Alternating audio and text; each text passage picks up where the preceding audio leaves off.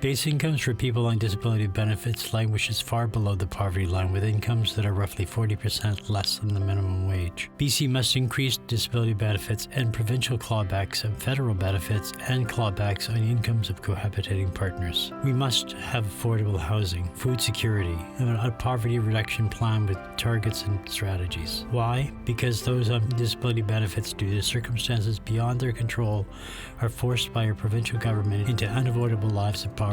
Apart from 107,000 BC citizens on disability benefits, many people with disabilities are able to work. Yet labor force participation rates for the disabled have not improved in decades.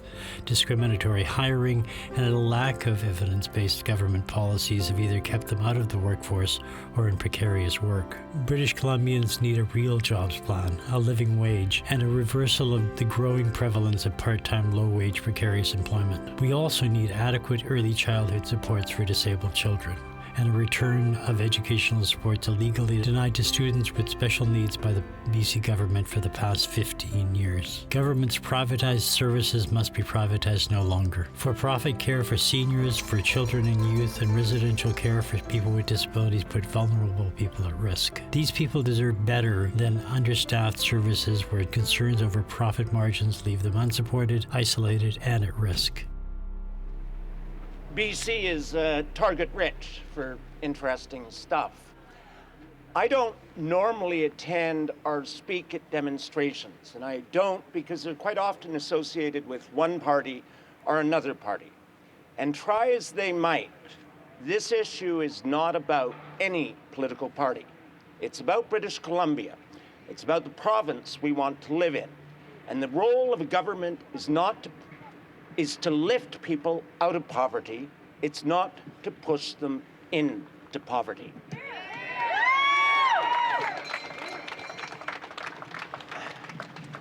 Last year, in a truly audacious move, Finance Minister Mike de Jong quoted Gandhi in his budget speech. And he quoted Gandhi saying, "The true measure of any society is how it treats its most vulnerable members." Gandhi was right. Absolutely. Finance Minister Mike de Jong had no business quoting him.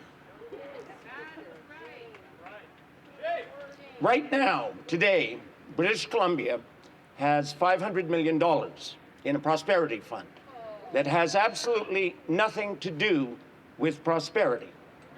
We have $665 million sitting in an offshore bank account in Singapore. Mr. de Jong, live up to what Gandhi said, raise the rates. Thank you. Thank you so much, Paul. Hi, everybody. I'd like to start off by acknowledging that we are gathered today and privileged to do so on the unceded traditional territories of the Esquimalt, the Songhees, and the Sarstlip peoples. So thank you. You know, out of this building a few weeks ago, we heard a throne speech, and it was pretty notable, not for what was in it, but for what was missing. And what was clearly missing was a comprehensive poverty reduction plan that is going to do, as the speaker before me said, lift all people. Our 73,000 members in the BCGU work in every region of this province, and they work with some of the most vulnerable people. They work with seniors. They work with children and families who are experiencing poverty every day. They work with persons with disabilities. They work with those suffering from mental health and addiction. And we have seen the results of cuts to those very important and vital services. So our union, we believe that we need a government that is committed to charting a course to family supporting jobs, an increase to minimum wage to $15 an hour, a $10 a day childcare plan, social services increases to rates. I mean, please.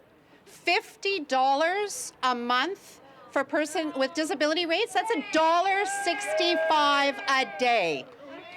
$1.65 a day is going to lift no one out of poverty. And we absolutely, and affordable accessible housing. So we're committed to that fight, and we really want to see a tide that lifts all boats, not just those British Columbians that can afford to buy a yacht. So thank you for showing up today, and thanks. Before I say anything, I really do need to recognize the work that Paul and the organizing committee have done to put this together. You know, let's give them a big hand. You know, over the past 2 or 3 years, if I go back through my email inbox and look at the phone calls I've received, I think that Paul has almost single-handedly in this community kept this issue on the front burner for all of us, for the labor community certainly, for the politicians in this building, and for all of the public generally. And I think for that we owe people like Paul and Paul himself a great debt of gratitude. Now, one of the things that I've learned over my time in the labor movement, which is far too long, is really two things. One of which is the value of solidarity. And all kinds of people now are talking about solidarity. And solidarity is one of those things that, you know, for God's sake, even Donald Trump and people of that ilk talk about solidarity these days. But for all of you and all of us in the labor movement, people in the community, we know what solidarity is all about. And solidarity is about, in its essence, an injury to one is an injury to all. And that's the basis on which we work in the labor movement, and that's why I've been so proud on behalf of the Labor Council to attend many of these events over the years, because I think that the work that you all do, that we can support, is very important. And when I look at the work that, for example, Together Against Poverty, Kelly and her staff who are here today, I've been very proud that the labor community in Victoria has supported Together Against Poverty and all the work that they do for very many years.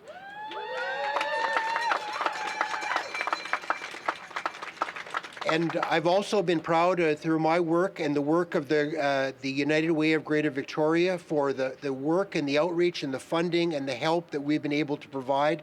And I've spoken endless times to groups of workers right across the capital region saying, for those of us who are fortunate enough to be employed, we need to do what we can, and that means provide a little bit of money if we are able to help those who are less fortunate. And I've been proud to help on that front, and we will continue to do more of that. So I don't want to take very much more of your time, but I just want to conclude by saying, on behalf of the 25,000 members of the Victoria Labour Council, we have your back. We will continue to support you, and we do support everything that you do. Onward and upward. Thank you very much. Thank you, Paul, and good afternoon. I made some notes because I had some data I wanted to share with you, and I want to be sure that I got the statistics correct so that you have them going forward in your work.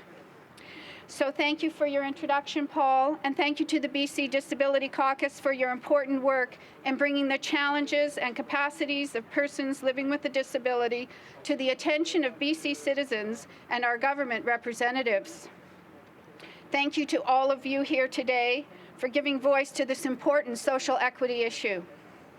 I'm happy to be here representing the Public Health Association of BC at this event.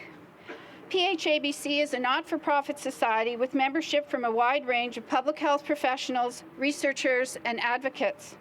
Our organization is over 60 years old. Our vision is a fair and healthy British Columbia for all. Our mission is to promote health, well-being, and equity for all British Columbians through leadership in public health.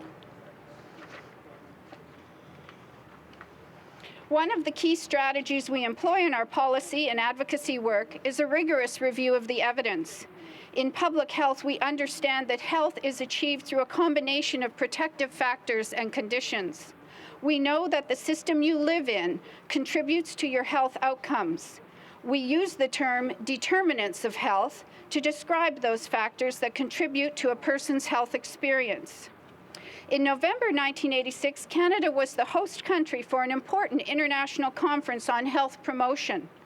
Out of that meeting, a landmark charter was crafted which identified several prerequisites for health. These conditions are peace, shelter, education, food, income, a stable ecosystem, sustainable resources, social justice, and equity. The absence of any of these determinants can have a negative impact on health outcomes, including higher rates of illness and, in some cases, premature mortality. So to be clear, biological endowment is not the sole predictor of health. The conditions in which a person lives, the stresses they encounter, the degree of power they feel they have over their life conditions has an impact on their health status and their self-assessment of health.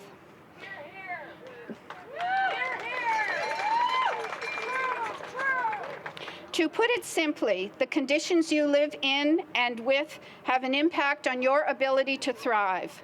In fact, we can observe a social gradient of health connected to these prerequisites. Lack in any one of these areas will impact your health status. Lack in more than one has a compounding impact on health outcomes. So how does this relate to the concerns we are addressing here today? Let us examine how persons with disabilities experience these determinants in Canada and in BC, remembering that people often experience different types of disability across the lifespan and as a result of a range of causal factors. The most recent Participation and Activity Limitation Survey provides us with an estimate of the population of persons with a disability. Data from the 2006 Participation and Activity Limitation Survey indicates that 14.3% of Canadians had a disability. That is 1 in 7 Canadians. In BC, 12.8% of British Columbians between the ages of 15 and 64 indicated they had a disability. A quick review of Canadian and BC statistics reveals 3 compelling findings. First, what do we know about employment for persons with disabilities?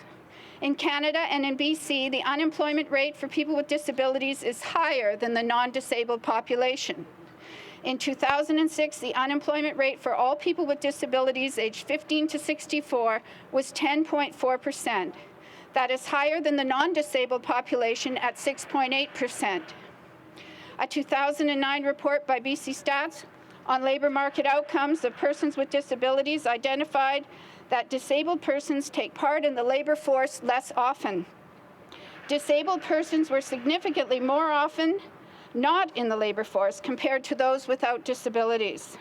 38.5% versus 21.5%. The unemployment rate of disabled persons was 8.9%, higher than for the non-disabled population of 5.7%.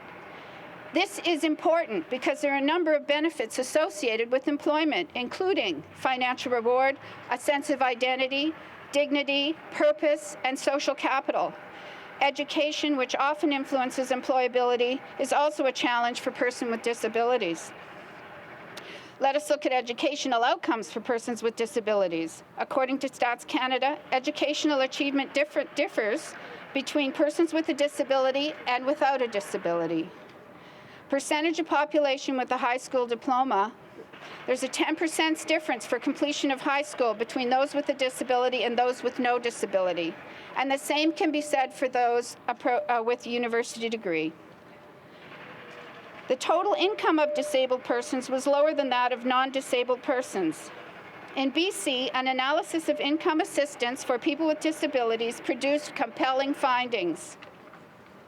Dr. Michael Prince has written about the inadequacy of income assistance in his social policy review for the Broadbent Institute in February of 2017. In that review, he clearly identifies the erosion of income assistance given the real value of the dollar and cost of living in BC. I've drawn your attention to employment and educational inequities, and I've cited Dr. Prince's study on income.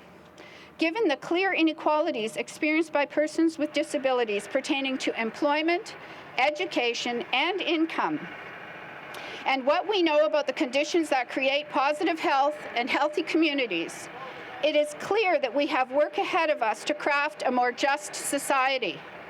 How do we reduce social isolation, marginalization, and build communities that reflect the diversity and capacity of all that we are? We need to address the things that lead to increased inequality. We need to build supportive environments for persons living with disabilities. This means healthy public policy that reduces income disparity, a built environment that is supportive and accessible, and the promotion of social norms that see ability and capacity and create space for all British Columbians to participate in daily life, in schools, in the workforce, in cyberspace, and in recreational settings. We are calling on all elected representatives and political parties at all levels of governance to consider the significant economic, educational, and social inclusion challenges faced by persons with disabilities in BC, and to respond with policy that increases access to educational options, strategies for workforce inclusion, a living wage, and social norms which recognize the potential of all citizens to participate fully in community life. Thank you. Hi, thanks for having me here today. As you said, I'm Clint Johnson. I'm the second Vice President of the BC Teachers Federation. I'm also a Chilliwack school teacher and the father of 5 children who are currently in the public ed system. So first of all, thank you for having me here today, and thank you. It's nice to be amongst so many activists who are working to make BC better every day for everyone. And it's nice to be here talking for 41,000 and growing teachers in BC, so thank you. As teachers, we very much know the effects that living in poverty has on families and children who live that way, because we see it every single day in our classroom. You see children come in who are hungry, and it's not possible for them to access education fairly. We're also aware of the impact that is on families who have a parent or a child who has a disability. And we're aware of this, that these problems have become more acute and stronger because this government has continued to neglect them. And unfortunately, one of the legacies of that neglect is that now those barriers start in the school system, where 15 years of continuous cuts and continuous underfunding mean that an entire generation of students went without supports that they needed and that they deserved. It's shameful. And unfortunately, that's the result simply of a government making a choice, and the government chose to illegally strip collective agreements that they had with teachers. And what they stripped out of those agreements were provisions about class size, were provisions about specialist teachers that supported students with special needs, and that had a huge impact on the system. In fact, we'll never actually know what impact it had because it got stripped so badly that many students went through the system never even getting the assessment they needed to diagnose a learning disability. So they never even knew. So we won't know the entire impact it had, but we know it had one. And I talk about choice because we actually believe that choice is important.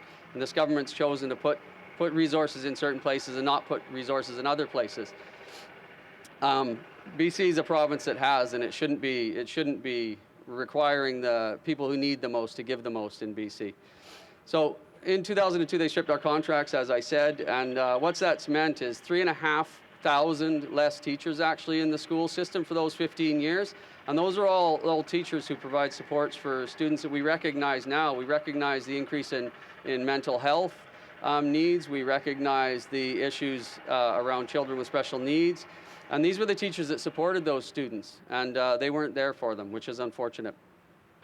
And I would reiterate, and one of the stories that comes to mind, because I'm a teacher, we tend to think of students and stories, so bear with me for a minute, please.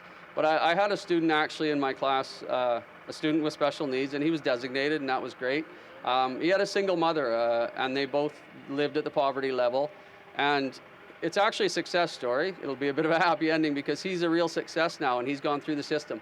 But what I had to watch, and why I want to tell the story, is I watched his mother, and I watched his mother every single day come into that school. Every single day. She had a job. She had a tenuous job. It was precarious. And she had to make a choice every day. Do I go and try and find more work to find more money to support my family? Or do I go into school? Do I go to another specialist appointment to ensure that my son has a better future? So the reason I mention that is I'll go back to choice, is that it's about choices. And I don't think a government's poor choices should force impossible choices on a parent. And that's what they're doing right now. So I'll wind up. I'm way off script.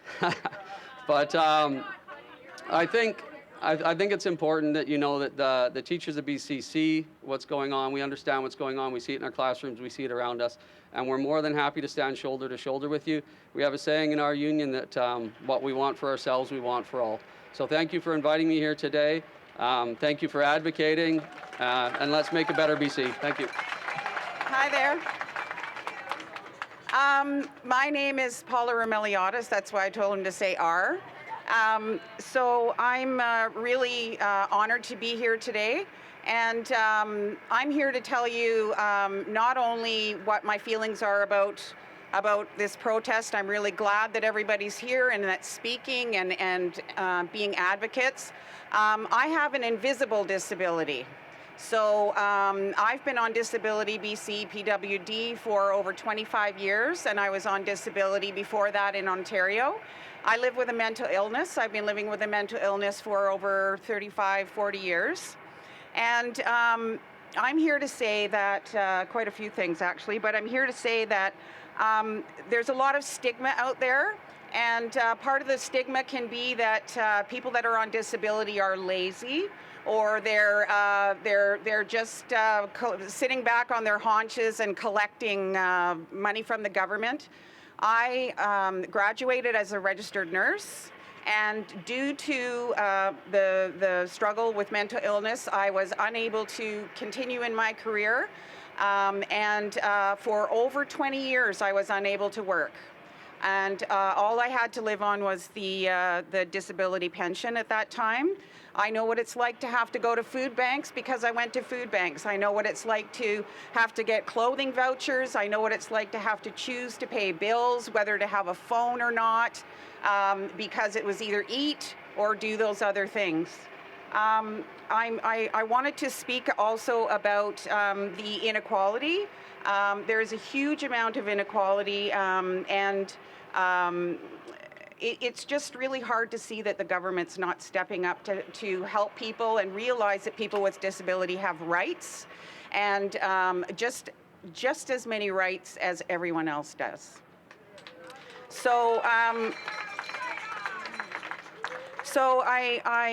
thank you for the opportunity to speak, and sometimes I'm fortunate enough to be able to be working with other people with mental illness right now, but actually right now, due to my illness, I have to severely cut back my hours, and I'm faced again with the fear of how I'm going to manage on the paltry disability that I get.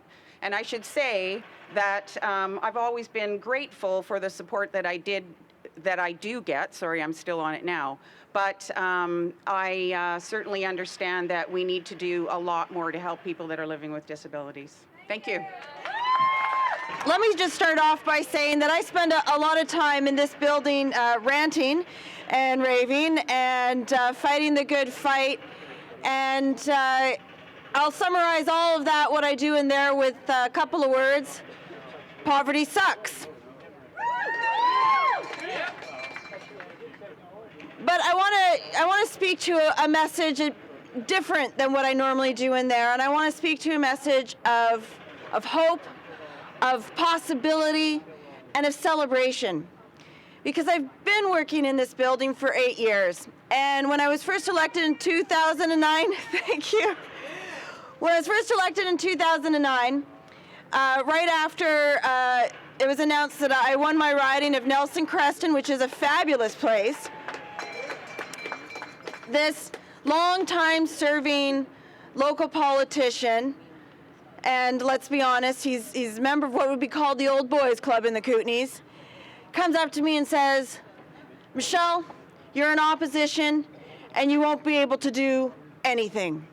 You're just going to have to sit there and watch what happens."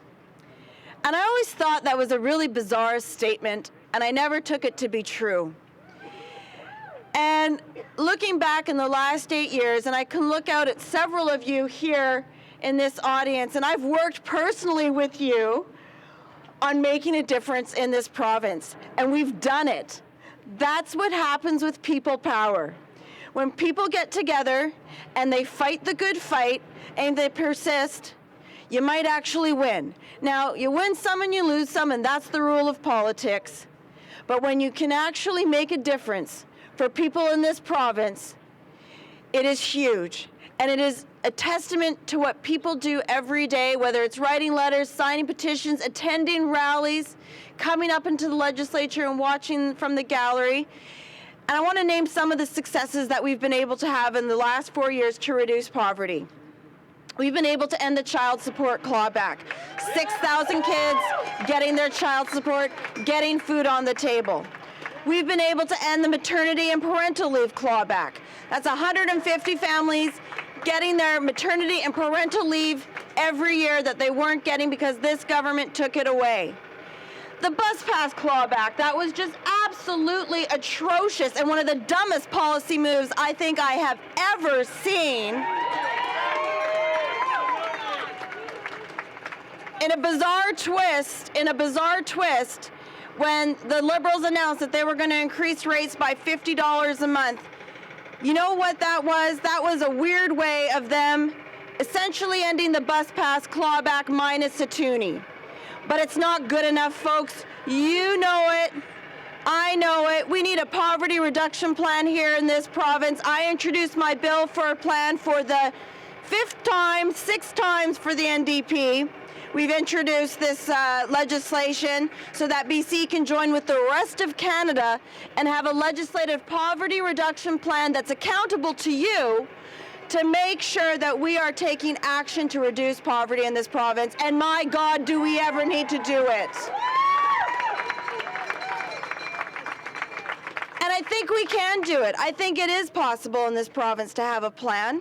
Now, it might take an election on May 9th to get there, but I think it's possible. I think we can make it happen because at the end of the day, reducing poverty, ending poverty is the right thing to do. And there is so much that needs to be done in this province. We need to end all the clawbacks that people experience in this province.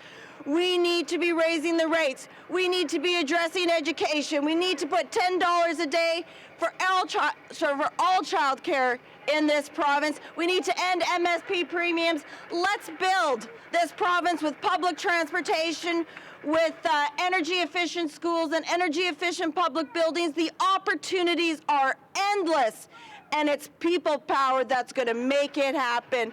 Thank you so much, everybody, for what you've been doing. I've loved working with you. Let's go out and let's build a better BC. Thank you. Hi, everybody. My name is Kelly Newhook. I'm the executive director at TAPS, Together Against Poverty Society. Thanks, everybody, for coming out. Thank you. I just want to give another round of applause for Michelle Mongell, who has been a tireless advocate. We are so lucky to have her in the legislature speaking on behalf of people living in poverty and people with disabilities. So thank you.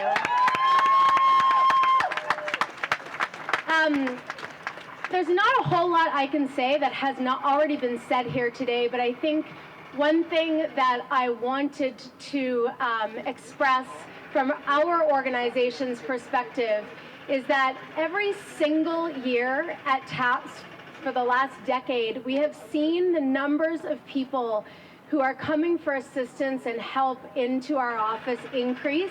In this last year alone, we had the numbers increase by 17%. And it's not just the numbers of people coming to our office for assistance, it's the depth of the issues, the depth, the complex, intersecting issues that people are facing when they're living in poverty. And that's one of the things that we need to address, and we need to address with a poverty reduction strategy that tackles all those different pillars. I want to say that one of the other problems is with this government is that I have a belief that government can and should be the great equalizer. And this government does not see things that way. They are concerned with the welfare of the upper class, and they are not concerned with the welfare of people who are living in poverty, our most vulnerable people, marginalized people. And that is a massive, massive problem that we are looking at. The last thing I just wanted to say is that I want to say to take to task the minister who said that they are wanting to, their poverty reduction is to create the conditions for employment. Well, we know and you know that what they have created the conditions for sickness and death. And that's what's happening when you keep welfare rates at $6.10 a month for over a decade. Thank you very much. I'm going to pick back right up on that note, sickness and death. Let's not mince words with the decisions that are made in this legislature and the laws that we live by. Almost, just above 1,000 people dead in this last year due to overdose. And that is the result of poverty, and that is the result of negligence. And I'd like you all to gather with me for a short moment of silence while we reflect on the casualties of the war on the poor inflicted by the people in that house.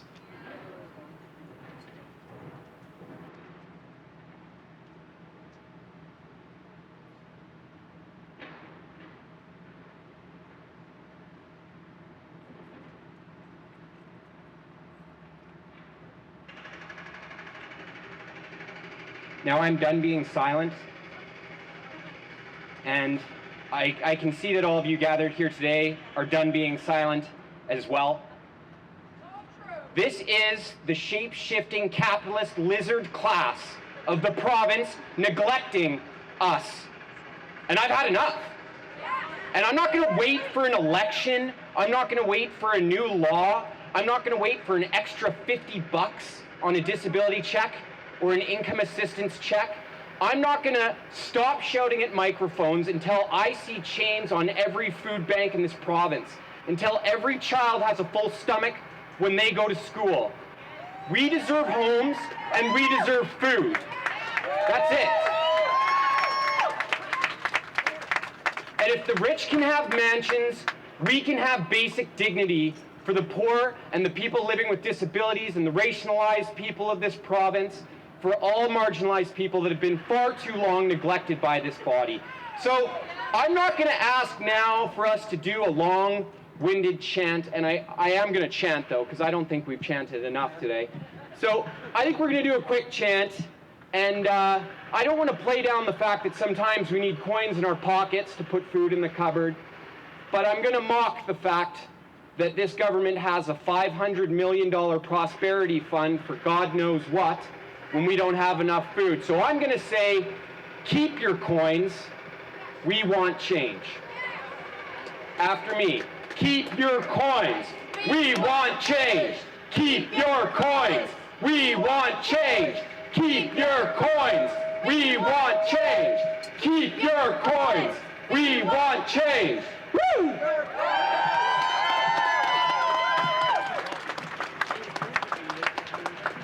I'm going to close by saying I love everybody who's here today, and every time you go to a rally and you stand next to the people who are beside you and you make your voice heard, that's what matters. We've got an election, and that's an important thing, but what's more important than that is the solidarity and mobilization of people who give, and I can't thank you enough for doing that. Thank you. Thank you very much for inviting me here today, and I would like to begin by acknowledging the Lukangwan people whose unceded territory we're meeting on today. I'd like to tell you a little bit about myself because I'm new to the BC NDP that I'm running in Parksville-Qualicum. And, you know, I was a single parent. I had 2 kids. I worked 3 jobs. I managed to raise my children. I accessed subsidized daycare on and off while they were younger in the 70s and 80s. I went to treatment. I have an addiction. I went to treatment. I went 3 times. They paid for that. And at that time, I would go into the office and apply for a crisis grant. I would go into the office. I would meet with a worker. How many people here meet with a worker today? Exactly. You know, and then I could pick up a check that afternoon. You know, I never ever did slip back, but I needed that extra support to deal with the trauma in my life so that I could move forward. I facilitated life skills for people 15 to 24, and at that time, I was telling them, you know what, you need to go back to school and get an education. I had grade 9. So guess what I did? I went back to school and registered in adult basic education, which was free, and I got an education. In 1992, I registered at Malaspina University College. In 1998, I graduated to my Bachelor of Social Work. I applied for a job at the Ministry for Children and Families, and from that time on, till Tuesday of this week, I worked as a child protection social worker, helping families. And I am now retired. And I am retired because I want to take on Michelle Stilwell and the BC Liberals. You know, people on income assistance, whether they're disabled or fallen on hard times, are not provided with enough income by this government. You can't buy food, food, rent, and utilities. There's not enough. You're always short. You're always robbing Peter to pay Paul, hoping the next month will be better. You know, Rich Coleman recently said, wow, we should feel lucky we get twice as much as people in a third world country. Like, what the heck? You know, and then Michelle Stilwell, she states it's about choices.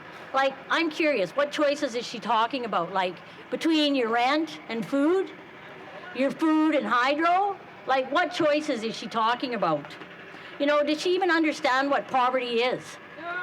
You know, does she understand that children who go to school hungry and tired can't learn? No. Does she understand the heartbreaking choices that parents have to make every day to provide their children with the necessities to be healthy and happy? I saw these children in my job. It's heartbreaking. Oh, the paper. Okay, under Christy Clark's Liberals, the people at the bottom are getting further and further behind. And she doesn't care. In this last budget, there's nothing there for us. She gave $50 back after she clawed back 52 of them on the bus pass. Like, what is that? Do you buy that? No. Me neither. You know, for a single person, you get $375 for shelter. They call it shelter. So, you know how they've cut back even more? If you have a family with 2 children, they don't pay for a 3-bedroom home. No, they pay for a 2-bedroom home so that your kids have to share a room. So it's like, that's how they're doing this. Like, it's really mean-spirited, and it's not okay. I'm done. I am so done. And so I'm running, like they said when they introduced me, I'm running for the BC NDP in the Parksville-Qualicum riding, and I'm going to tell you a couple reasons why I'm doing that. Because I'm tired of seeing people homeless on our streets. I'm tired of seeing longer lineups at our food banks and the food banks and soup kitchens. I'm tired of seeing seniors on fixed incomes having to decide what they should pay for, food or medication. You know, BC Hydro or medication. It's not okay. These are people that raised us. They had higher expectations of what this society was going to provide them with. And now to charge them for MSP? Are you kidding me? Are you kidding me? Yeah.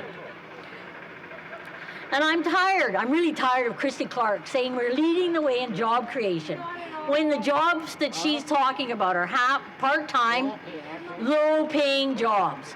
Like, wow. That's right. So, I fully support John Horgan and the BC NDP to get us out of this mess. Absolutely.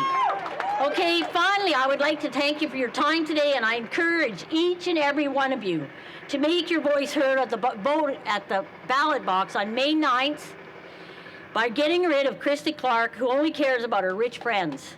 Vote for John Horgan and the BC NDP. Thank you very much. Good afternoon. My name is Neil Self, and I would like to start by acknowledging that we are on the traditional unceded territory of the Coast Salish people. I would also like to thank the organizers of this rally, BC Disability Caucus, and Paul for accommodating me here and allowing me to speak. I am here representing 2 organizations today. I'm representing Raise the Rates, which is a coalition of community groups and organizations concerned with the level of poverty and homelessness in British Columbia, and I'm also representing Positive Living BC, a member-driven community-based organization representing over 5,800 HIV-positive British Columbians, of which I currently have the pleasure of being the chair of the board of directors. Positive Living BC, formerly the British Columbia Persons with AIDS Society, has a long and storied history of fighting against injustice and poverty on behalf of our members. Initially, it was a fight for our lives, and then it was a fight to access treatment. Now, it's a fight to access dignity. We turn our fight towards HIV stigma and the fight for our members to thrive. It is that fight that we turn our attention to the crippling poverty levels that many of our members face every day. Many of our members rely on disability assistance, income assistance, and also many of our members are in the service industry, so they're not making the money they should be making. So, and I'm a perfect example of that. I was diagnosed HIV positive 27 years ago, April 1st, actually. I managed to continue on and work for a few years, but the depression and a bout of addiction took me down, took me out of the workforce. I had to move back into my mom's house. I had to apply for income assistance, and I basically had to put my tail between my legs and retreat. It took me 2 years from that point to get onto Persons with Disabilities benefit. 2 years at that time. It's horrible. It was around that time that actually the treatment for HIV started to come out. So that I actually saw a light at the end of the tunnel. My partner and I moved back to Vancouver. I went back to school, did my BSW, and then just finished my master's in 2007. So, thank you. The point is, and I'm currently on disability because I went back to work as a case manager at AIDS Vancouver, helping people like myself that had issues. And unfortunately, I've had to fight through 2 rounds of cancer and cognitive issues that I'm having. That's one reason why I have this tablet in front of me, so I can keep my notes on me. So to that end, I say raise the rates, and Positive Living BC are calling on the BC government to 1, increase the minimum wage to a more livable $15 an hour. Number 2, implement a real and meaningful increase to the disability rate, not this $50 a month thing. We would like to see it go up to at least $1,500. And last but definitely not least, an increase to the inconsistency rates. April 1st this year will be a dubious date because it'll be 10 years ago that that's the last time the income assistance, the welfare rate was increased. $6.10 an hour is not enough, or $6.10 a month is not enough for people to live on. So we need that. I would like to see that doubled to $1,200 a month, so people can live on that. And last but not least, we call on the government to index both the disability rate and the welfare rate to the cost of living. Thank you very much.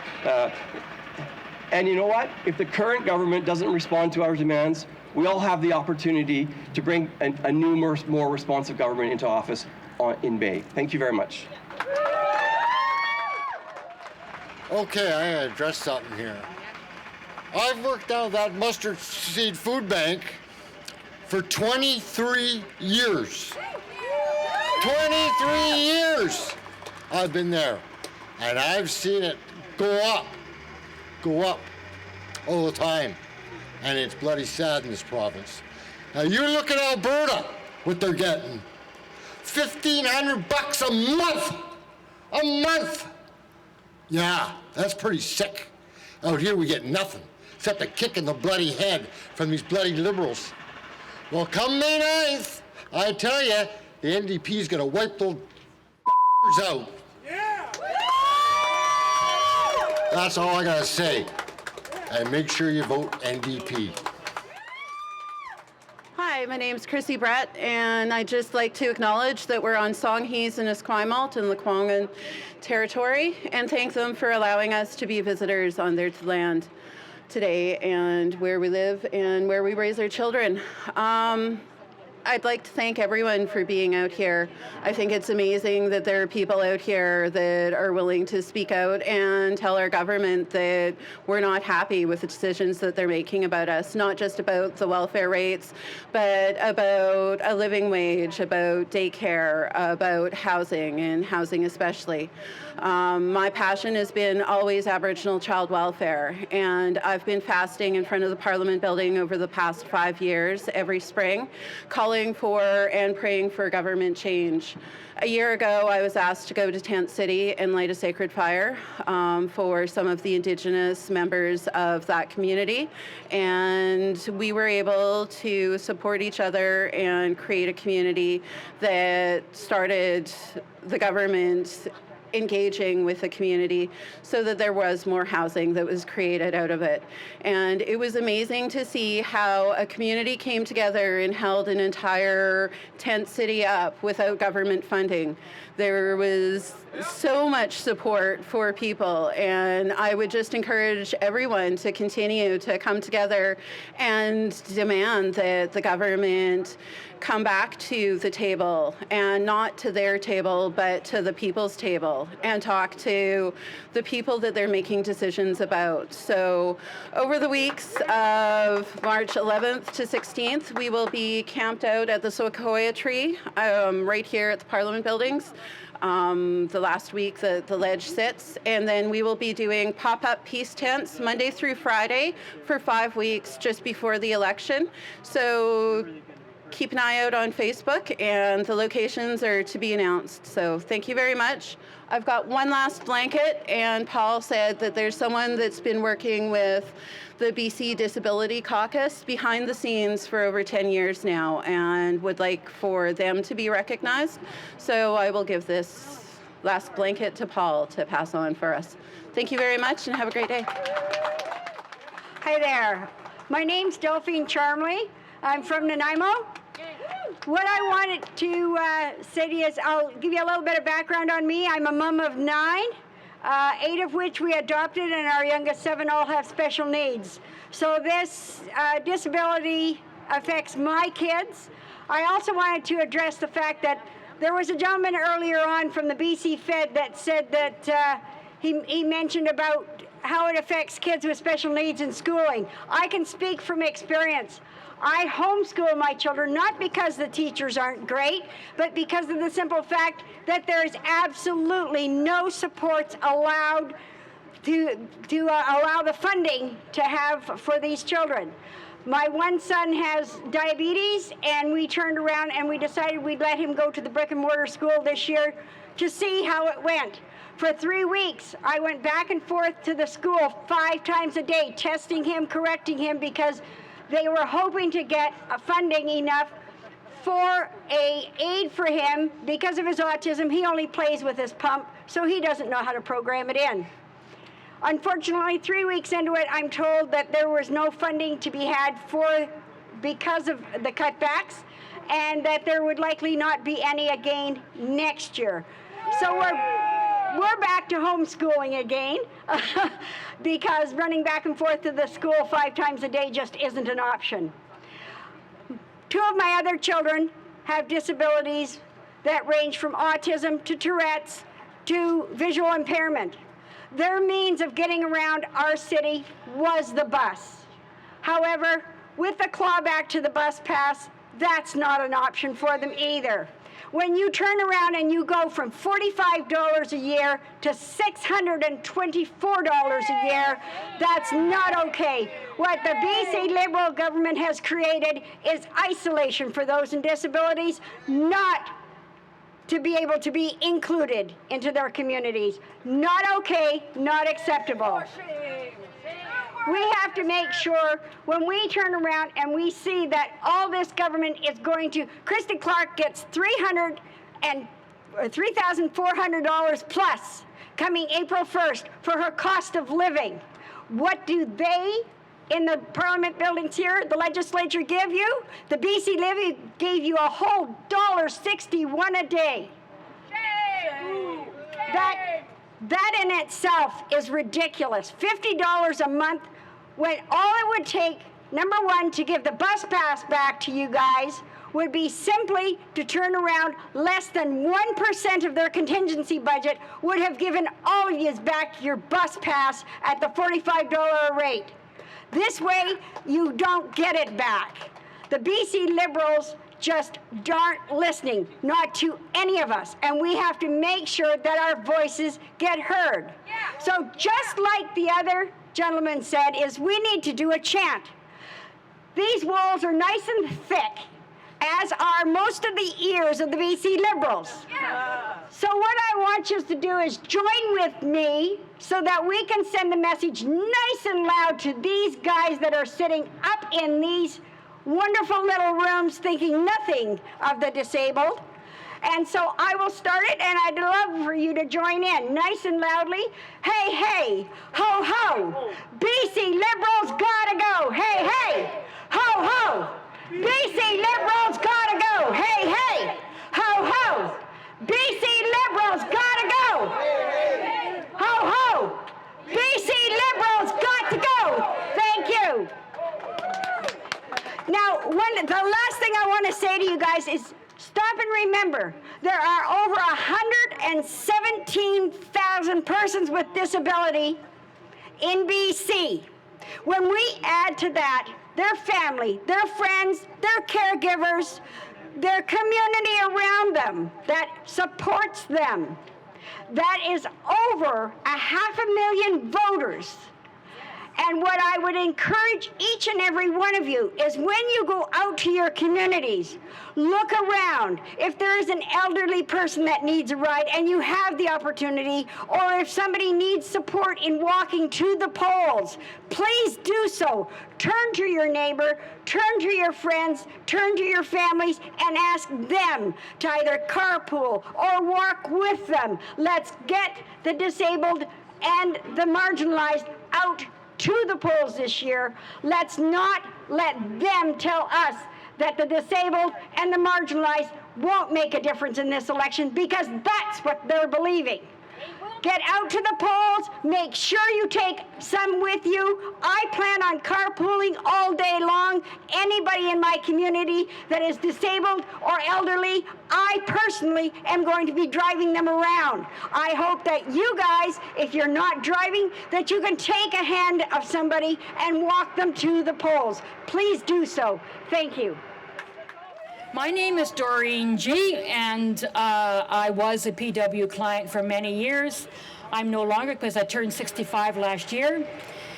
But unfortunately, because of one very barbaric piece of legislation, I'm going to be suffering financial losses for the rest of my natural life because of the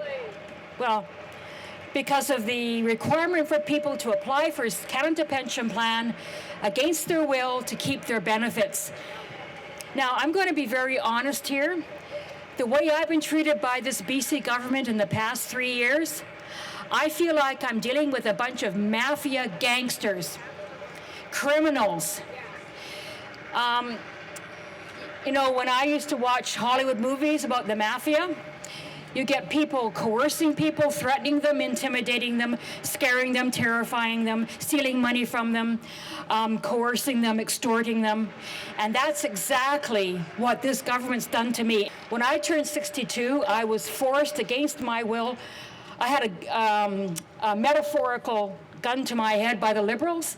Either I sign for early CPP and take it at 60, or I lose my only income. And what really disturbs me is that in the bitter end, I fought this to the very end. Finally, I had to sign. My worker told me either you sign.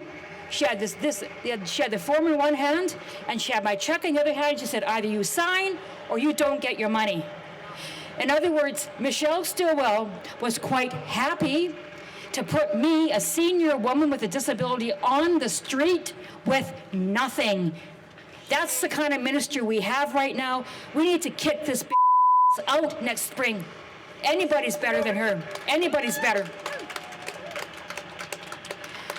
Now, getting back to the mafia analogy, I'm angry, as you can tell. I am just really fed up with this government using me as a source of revenue and as a cash cow. while they cut the taxes of their best friends that are rich. And I'm fed up with it. Just like in the old Hollywood movies where the mafia, the gangsters would go after the little guy, the powerless guy who had no voice, no power, and they would take from them because they were easy targets. But the worst thing of all is the fact that these, in the movies, the people never got away, they never got a break. For the rest of their life, they were paying money to these people. They were under their thumb for the rest of their life. And that is what's happened to me. This is the only clawback where I'm going to have financial losses for the rest of my natural life. And I am fed up with this. It's not worse than the other clawbacks, it's just really unique. First of all, I was threatened with 4 letters by the Liberal government, by Michelle and her minions, Michelle Stilwell and her minions. I was threatened 4 letters. We will take your money away if you don't sign. Then I was harassed by phone with anonymous phone calls. I mean, what kind of people do this kind of stuff? I have a chronic anxiety disorder. So you can imagine being terrorized by these people, what it did to my mental health. It is a crime what they did to me, and it's a crime what they do to people every single day in this province. And we have to kick these out next May. Thank you. As I say, I don't really care what I say anymore. I'm just so mad at people that are treating me like this. I have a disability. I've got 3 disabilities. I'm a senior, for God's sake, you know. Anyway, after I was forced to sign it, then Service Canada, because I signed early and was forced with a gun into my head, basically, now Service Canada punishes me for life with an almost 40% reduction in my CPP income. Then, now that I'm off of PWD and on federal programs, guess what? That income that I was forced to apply for, that I never would have applied for until I was 70, that income is now being used as income. It went from unearned income under Stilwell, money that I worked all my life for. It was clawed off my check, so I never even saw that CPP. Then when I get into federal programs, all of a sudden, magical, it's earned income again. And I get a reduced pension. I know. Now it's earned income, so it's used as income to reduce my old age security and my guaranteed income supplement. Now here's the kicker. Michelle Stilwell is also the minister of the department that disperses BC Senior Supplement. So what was unearned income for her when I was PWD status, now she's making it earned income. And she's using that income that I never wanted to reduce my BC Senior Supplement, which is an anti-poverty measure. This is a crime. This is the most severe injustice I've ever seen. And it's not just because I'm involved. It is egregious. It's been going on for 25 years now. The NDP brought this law in 25 years ago. They need to get rid of it. And they need to have the integrity to stand up and say, we made an error, and get rid of this. They need to axe this law right now. So, I mean, right now I'm facing financial losses for the rest of my life. I am angry because I'm being used as a cash cow by these criminals who reside in this and who are governing our province. And they're no better than gangsters as far as I'm concerned. I really mean that. And we need to kick them out next May, and let's all vote to get these out. Thank you.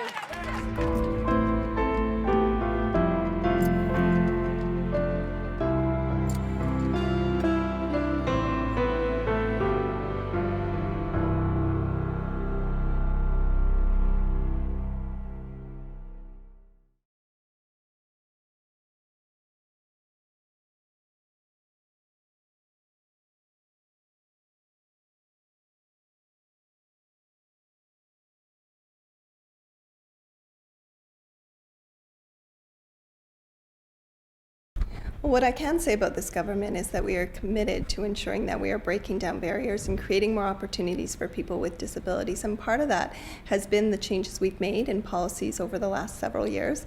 That includes the changes to asset levels, the changes to exempting gifts, the changes to exempting child support payments, maternity and parental for those individuals who have a child with a disability, those other changes that we've gone to annualized earning exemptions to provide that opportunity for people with disabilities who want to work, who can work, to get into the workforce and earn as much as they can in their potential throughout the year, acknowledging that times of the year fluctuate for them when they are more capable of earning, or maybe it's more seasonal work that they are able to take part in. And so we acknowledge that. And we are the only province in Canada, the first to go to annualized earning exemptions for people with disabilities. We also need to recognize that we have the strongest economy in Canada, and we want to ensure that we're providing opportunities for people to take part in that growing economy, to ensure that we're breaking down barriers and helping them get the employment that they need and deserve, because we know the best income assistance program we can provide for people is a good, well-paying family job.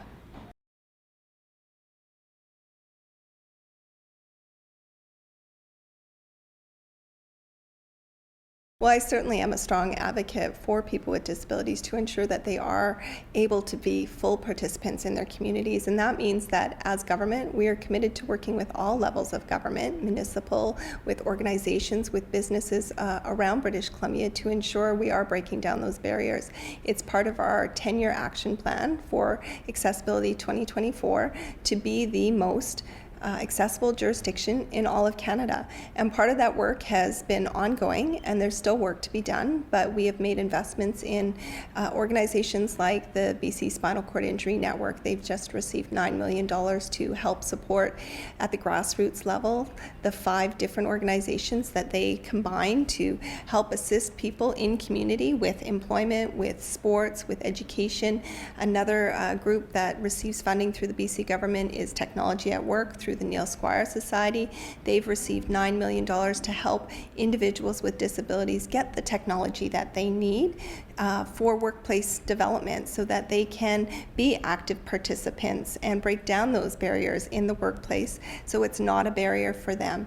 We've also just announced $9 million to the Rick Hansen Foundation so that he can come up with not only an accessibility fund so we can make changes in the physical space throughout communities in British Columbia, but also so that he can have the certification program for accessibility, and that work will be going forward in the next several months. And I'm really excited about the changes that we've been able to make and those steps forwards to accessibility in British Columbia. The work's not done, and there's more to do, and we're committed to doing it.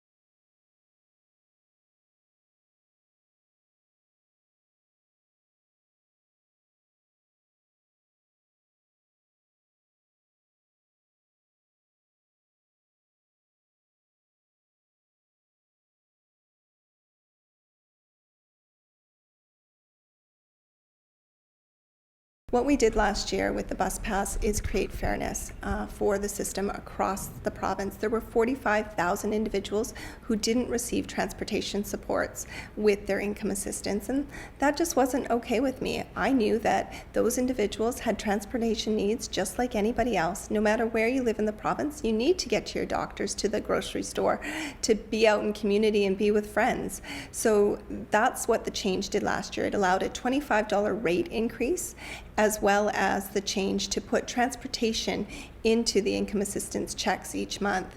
On top of that, we've been able to build on that again this year with another $50 rate increase for people with disabilities.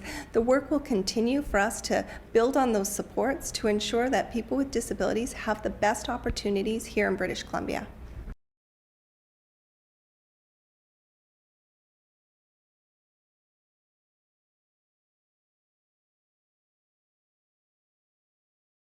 Well, certainly the change that we've made to the bus pass program is allowing individuals to have the money in their hands and decide whether they want to use it in the form of a bus pass, or perhaps they prefer using taxis, or perhaps they can give money to friends to give them a ride for gas money. In some communities across this province, the bus pass costs less than $52. So it makes more sense for that individual to go to their community and buy the bus pass themselves and keep the additional finances in their own pocket to spend as they choose. This is a way of leveling the system for all people in British Columbia that are receiving PWD and have access now to transportation. It was an improvement to the system, and I'm very proud of that change.